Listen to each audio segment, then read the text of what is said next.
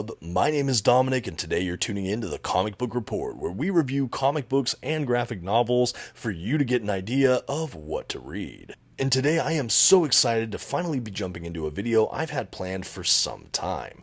This is a retrospective covering the Benjamin Percy run on Wolverine and X-Force. This total of 100 issues was during that Krakoa era for the X books, and I have been a huge fan for years now. And now that we have this run all collected in oversized hardcover format, for the most part, other than a couple of small omissions, which I'll get to in the video I'm sure, this is it. This 8-volume set here collects most of those runs, and I can't wait to discuss. I know I teased this video recently in my review of X-Force Volume 4 by Percy, but like I said, it's been a long time coming. In case you are curious, I have reviewed many of these hardcovers on the channel over the past couple of years. If you're interested in me elaborating further on any of these books, like I said, most of them are in the catalog, and if it's not there and you'd like to see a review, let me know. I'll see what I can do. Now, before we jump into the video, I do want to, as always, shout out our channel sponsor, Panel Bound Comics. If you're looking to pick up your own comic book collected editions, perhaps some of the books on this very video, I'd always encourage you to check out their website. You can find a link for it in this video's description, and if you see anything on the site you like, you can actually use my discount code at checkout, TheComicBookReport, to save $2 off of your order. Please note if you use my affiliate link or code to make a purchase, I will earn a small commission, but it's a great way to support the channel. Thanks, now let's get started. Before diving into the collections themselves, I did want to just issue a brief spoiler warning. I will be flipping through today's collections and commenting on plot points throughout. You've been advised. Okay, I'll go ahead and start kicking off this series with X-Force Volume 1 by Benjamin Percy. How I plan to go about this video, I believe, is to go back and forth between the X-Force books and the Wolverine books. Each of these runs received 4 oversized hardcovers each, all of them being just regular oversized hardcovers, with the exception of the final Wolverine book, which is technically a Marvel Omnibus. I'll use this opportunity as well just to mention a couple of the issues that are not included in this set. A few that come to mind are the X of Swords tie-in issues. That was a big event for the Krakoa Era of the mutants. Those are left out of these collections as far as I can remember, so if you want to read those issues for these titles, you will have to pick up that collection. Also, the Wolverine issue or 2, where Wolverine has kind of a Ghost Rider crossover, that was left out of the Wolverine run. There might be 1 or 2 other missing issues throughout this run, but for the most part, it is collected here. Also, for the scope of our video, I won't necessarily be going one-to-one subject-wise with what's in each volume, but just to give you a general overview or impression of the entire run. So with X-Force, if you're unfamiliar with this team, generally the X-Force team within the broader X-Men universe of titles is reserved for the most extreme Black Ops, sometimes lethal work required aspects of the X-Men universe. In this case, though, during the Krakoa era, where Marvel's Merry Mutants have their own nation state on the island of Krakoa, X-Force is relegated to kind of island security, national security, and any other kind of questionable wet work that needs to happen for the sake of the mutants. Now, initially, this team has Jean Grey, Beast, Wolverine, and others like Sage, Kid Omega, and throughout the run, this roster does expand, contract, and evolve. We get characters like Deadpool and Omega Red, we get X-23, Wolverine, Laura Kinney, and many, many more. Colossus shows up for a while, but again, revolving roster, but overall, this is a really spectacular run, and the fact that it's an offshoot of Krakoa National Security, I thought was a real cool wrinkle, and also having a character like Jean Grey as part of X-Force, at least initially before she gets drafted up into the main X-Men team. As we switch over to Wolverine, as I said, this is the first Wolverine oversized hardcover edition, collecting, for the most part, the first handful of issues from the Wolverine title. Now, this did premiere a little bit later in the Krakoa canon, not by too much, but did offset. It didn't launch with Wolverine, so I did decide to put X-Force a little bit earlier in my listing. Now, Wolverine is the self-titled series following Logan, and what I liked about this was that it really did interweave well with the X-Force run, since he was a sitting member of of X-Force for pretty much all of the Krakoa era. The fact that both of these titles were written by Benjamin Percy, it allowed Wolverine to have a lot of cool freedom in and out of that title, while still exploring a lot of his solo adventures in his own book. Now, this book deals with things like vampires within the Marvel Universe. We're eventually introduced to Bannister, which becomes a kind of ally for Wolverine. He's involved in some kind of government law enforcement work, but ultimately allies with Wolvie. I really, really liked that. Wolverine not only being one of the most recognized X-Men and members of X-Force, but also just doing his own hijinks or misadventures. I think what I liked about it as well, when so much of the early Krakoa stuff was focused on the island itself and what was happening in and out of the island, Wolverine to me felt like an adventure that was only tangentially associated, at least at first. While we had a lot of notable appearances from Wolverine and other X-Men titles, of course X-Force, but even the mainstream X-Men book and things, these solo adventures really felt like we got to go outside of the proper Krakoa bubble, at least for a while. So I remember when I picked up this Wolverine run initially, it was kind of a breath of fresh air while still also feeling connected to Krakoa. I got to kind of have my cake and eat it too with this book, and for the most part that was retained for a large portion of this run. I think towards the end we definitely got more and more integrated into the happenings of Krakoa and things like the X-Force and all the drama there, but I think for the most part Wolverine stood apart for me as one of the most separate entities within the entire Krakoa canon, and for that I really enjoyed it. And also I'm just a huge sucker for Wolverine, so having solo titles and even including some vampire stuff, this was an absolute win for me, and I was hooked right from the beginning. I think that this and X-Force are also some of the more bloody, more mature content advised titles or entries in the Krakoa lineup, this and maybe Hellions, so that is something to be mindful of, especially for younger readers. Going back to X-Force, this is Volume 2. This is where we get more nuance within the X-Force team. A huge plot point I forgot to mention in the previous book is the inclusion of the mutant character Domino, who is tortured and subjugated in this way that her mutant luck powers are sort of non-operational. She's, again, traumatized, and she doesn't want to do the resurrection protocols because she wants to remember what happened. There's a large group of kind of evil mutant hunting extremists led by this guy that looks like he's kind of colored in peacock coloring. He becomes a really big, prominent antagonist for most of this run. I'd say at least half of this run follows kind of the exploits to stop that guy. This book, though, deepens the kind of mystery of what's going on with Colossus. Like I mentioned, he's in X-Force, but he might have someone else pulling his strings. This is a subplot that, like I said, is explored throughout the run, but we get some more revelations on that here. Another thing I really enjoyed during this run, especially as we approach the midpoint, is all the play we get with Kid Omega. He's stronger, he takes better care of himself, he matures and becomes a much more well-rounded individual. I would say he kind of ascends into a proper superhero-like role for a majority of this run. He also begins a relationship with one of the Stepford Cuckoos, and I just like to see his character development, especially when we remember where he came from back in the Morrison run. I think that his inclusion in this run was definitely a masterstroke, and I love his interplay with not only Wolverine, but the rest of the team by and large. This volume also gives me my first look at the descent of Beast, Hank McCoy. What we saw is a kind of pragmatic, utilitarian approach for Krakoa and mutant security has now become a bit more sinister.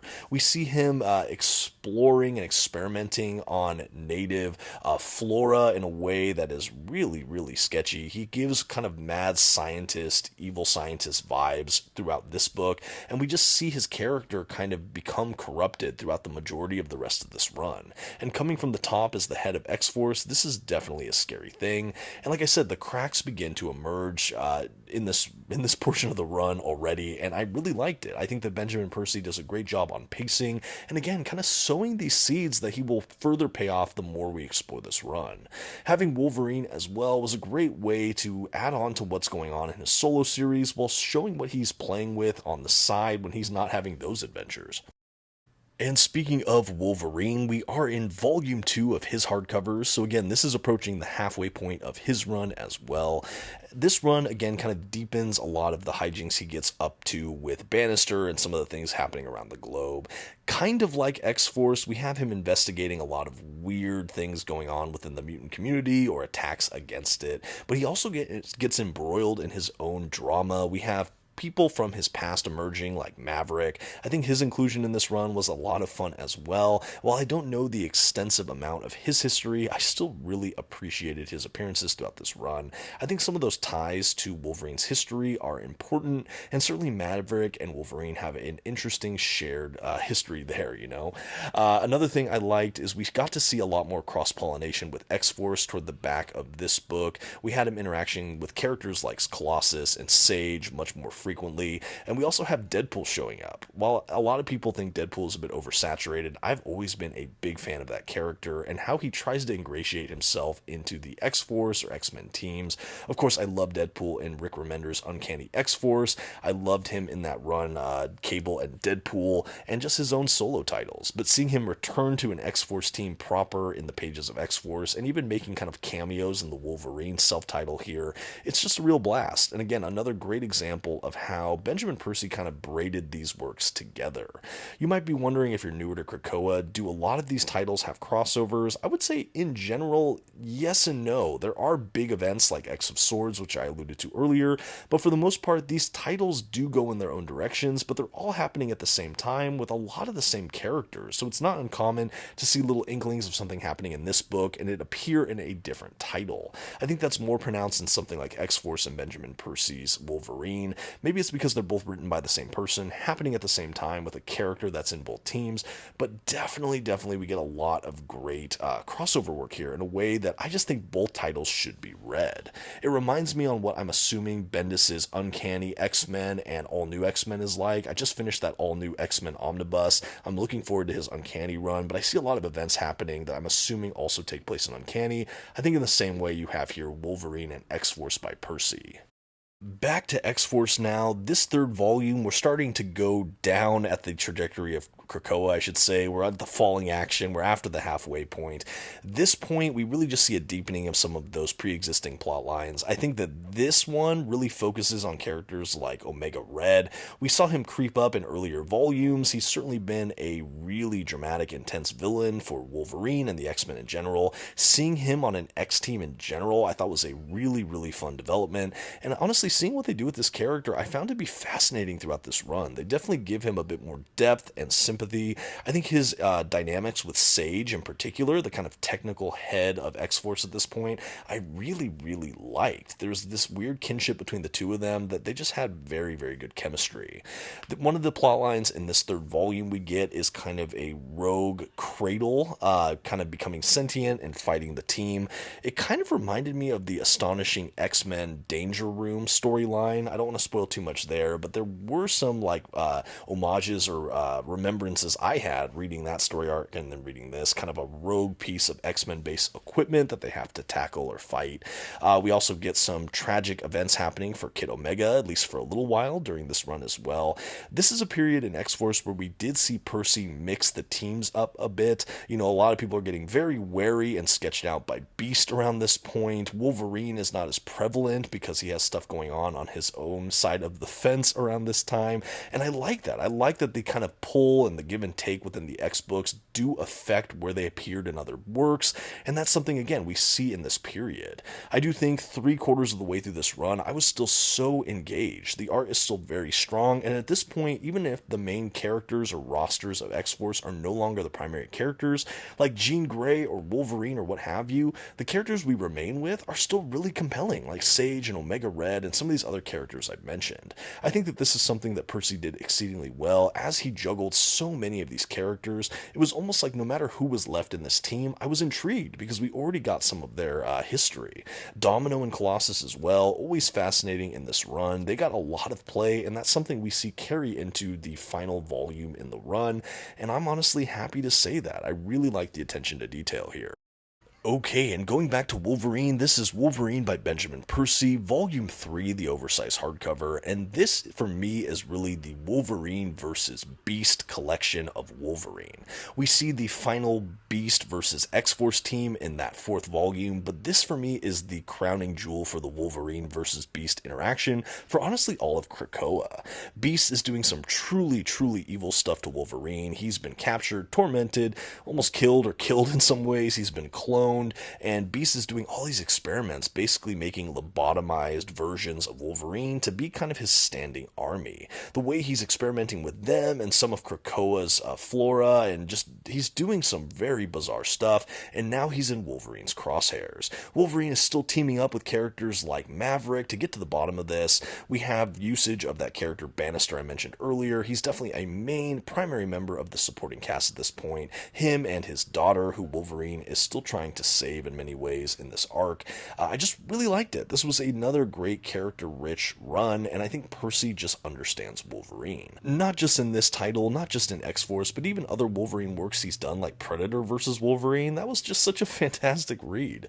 At any rate, this volume to me just kicked it up a notch. It's some of my favorite of his Wolverine run, and that's saying something. I really liked how this run began, as Wolverine is kind of this standalone entity for the most part, fighting vampires and all sorts of other things, to now when we're really getting more embroiled in some of that central Krakoa drama. You know, he's fighting Beast, who is such a cornerstone. You know, he's part of the council at one point, I think. He was the sitting leader of X-Force, and now he's gone off the rails, and now it's up to Wolverine to try to figure that out and stop him if he can. And while he doesn't completely stop Beast here, we have some really climactic battles, and again, this was one of the stronger points of the Wolverine run for me, and that's saying something. Again, I already liked this run throughout, but this volume in particular, I just think really brought it up to the next level. A lot of great appearances from other X-Force members as well, so again, that crossover is still clearly seen, and in some ways making his main villain one of X-Force's primary roster. I think it's a great way to see that graduation of, you know, these characters and these titles and the way everything blends, and it just worked pretty seamlessly for me. Bravo, Percy, this was a truly fun volume. And returning to X-Force one final time, this is X-Force Volume 4, the oversized hardcover. Now, I did review this recently on the channel, or I should have by the time this is released, and this was a real dream come true. After Marvel started discontinuing their oversized hardcover line before finishing the series, I was worried I'd never get this in print, but here it is, and I'm so happy we did.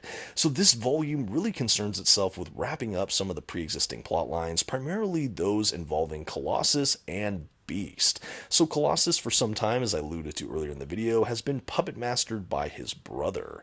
So everything comes to a head with that storyline. We have Kid Omega back on the team, along with Sage, Deadpool, Omega Red, and Laura Kinney's Wolverine. The Logan Wolverine is in and out of this book as well. He's coming fresh off the heels of his battle with Beast, but he's only in this book here and there, again, dealing with his own drama in his own title.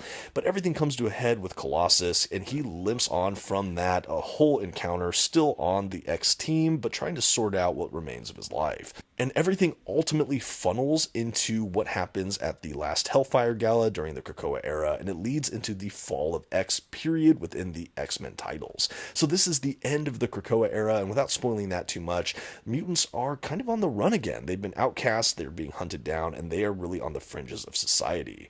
X-Force is perhaps some of the most great example of this, but they are the survivors. They are fighting, and they are still trying to do what they can. In this case, that means stopping Beast. And everything really comes to a head there. They find a clone of Beast from a more optimistic time, and we have Beast battling Beast, we have X-Force battling Beast, we have Wolverine battling Beast, and the climax, while it didn't blow my mind, was still so solid. The way Percy was able to draw all these things together and give a satisfying resolution, I think, was really impressive. The fact that you could also do that with Wolverine and still leave enough left over for his final volume, I think was just chef's kiss. The run was really satisfying, and I think they landed the plane quite well. By this point in the journey, I had had so much time with all of these beloved characters, and I just really was grinning from ear to ear. X-Force was fantastic and one of my favorite gems from this Krakoa era of X-Men and the greater mutant books as a whole. And rounding out our books for today's retrospective, we have the Wolverine Sabretooth War Omnibus from Marvel Comics. This is what we received instead of a proper Volume 4 hardcover for Wolverine. I guess with all the Sabretooth miniseries, they figured they could pad this out enough to be an omnibus. And that's something to note about this collection right from the jump. About half of this book is a pair of Sabretooth-based miniseries. After he was banned by the Council, he is thrown in this kind of purgatory space underneath Krakoa, and we have his misadventures in that pit in this miniseries. He ultimately escapes and tries to do his own horrible things after that point, and that's what we get throughout the sequel miniseries as well. That leads into the Sabretooth War, which is right where our primary character Wolverine enters the picture, and when Benjamin Percy comes back to write. So yes, about half of this book is not even written by Benjamin Percy, but it also integrates itself into the final arc of the Wolverine run. This again takes place primarily, especially once we get to the Wolverine issues, during the fall of X, so the mutants are kind of on the run, and Wolverine is fresh off dealing with all of the happenings that occurred in the final volume of X-Force. But after that, he becomes aware that Sabretooth has escaped and is out for blood, and after he murders some of those closest to him, Wolverine is on a berserker rampage to stop his old nemesis once and for all. And that is the Sabretooth War, one of the bloodiest entries I've read in the Wolverine universe, and while we do have some satisfactory touch points from X-Force, we also get this as just a wrap-up for Wolverine's piece within the Krakoa era, and I thought it was pretty deeply satisfying. If you've read a lot of X-Force, again, this takes place primarily after the events of that, so we got to wrap up a lot of the Beast shenanigans in X-Force, and this really wraps up what else is happening to Wolverine during the fall of X, which really concerns himself with battling Sabretooth. The way he gets these mutant teams around him still and ultimately has this epic final battle is something to read for yourself, but overall, again, very satisfied where Percy took this character. I think he really has an understanding of the voice of Wolverine, and while the third Wolverine hardcover was much more integrated with the X-Force run, I think that this run really jumps and springboards off the conclusion of the X-Force title into a final Wolverine arc. So much like the beginning of the run, I felt like Wolverine was on his own again, or at least in all ways that mattered. He wasn't really affiliated with that many broader teams, and I liked it for the most part.